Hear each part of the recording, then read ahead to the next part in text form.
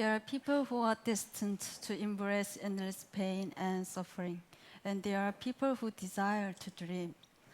Everybody dreams, of course, but does anybody want to dream more than the people of North Korea? Their lives are spent inside a virtual prison without even knowing about the truth or human rights. My hometown is North Korea, and near the Chinese border. I remember when I was 7 years old, there was a big crowd of people gathered together near the railway bridge, and I saw my first public execution. Also, I remember seeing flashing neon signs across the border in China compared to the constant power shortages in North Korea. I began to doubt that the government propaganda that our country is the best in the world. One of my final memories of North Korea is I saw a mother, her baby lying on the ground by a train station. And the mother was so skinny, and the baby looked close to death. Sometimes I wonder if that baby is still alive now. After that, I made a great dramatic decision to go to China in search of freedom, but I quickly realized I never feel safe in China. I always had to hide my identity because of Chinese policy on repatriating North Korean defectors. And whenever I saw the Chinese police car, I was terrified that they would try to catch me.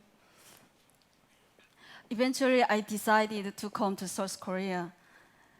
I had longed to put my feet on this soil even in my dreams, but I didn't know the way to get here. After a long time in China, in 2008, I was finally arrived at Incheon International Airport in South Korea, and I was declared myself a North Korean seeking asylum.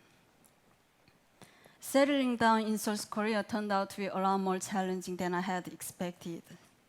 When I was sick, I couldn't call out my mother, my friend, my relatives were so far away.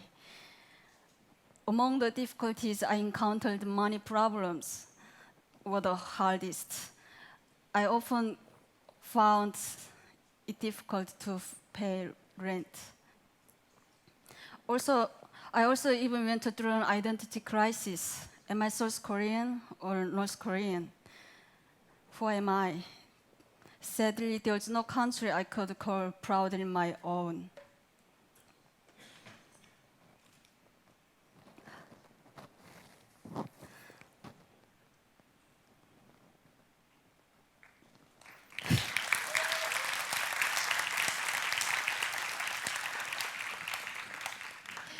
After a year's confusion, I finally managed to find meaning in my new life.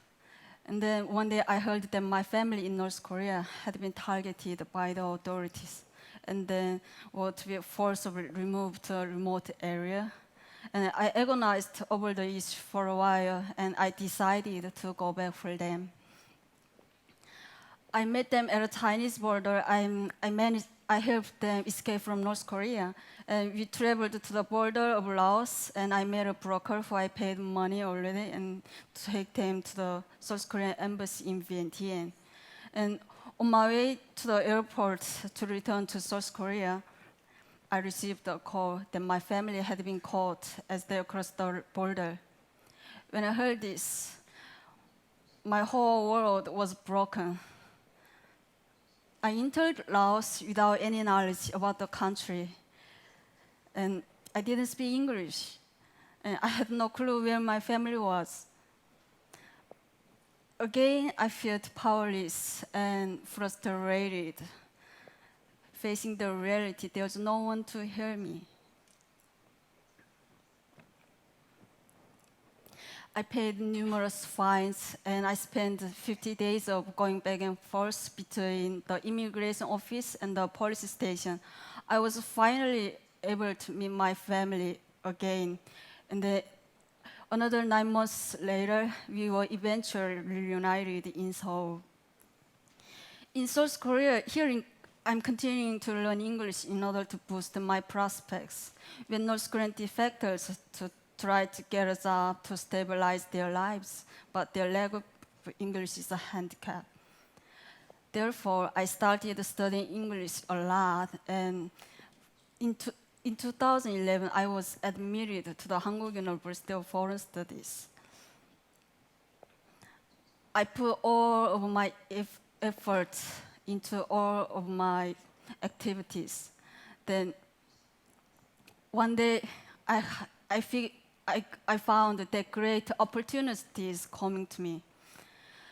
I hope today my brief story can help you guys to gain more insight into the difficult struggle facing many North Koreans. There are countless North Korean families just like mine. They have to suffer immensely to gain freedom and to live together in peace. These people need continued support and attention of the international community to help them achieve their dreams. I firmly believe that if we all work together, we can help North Korean people and make this world a better place. Thank you.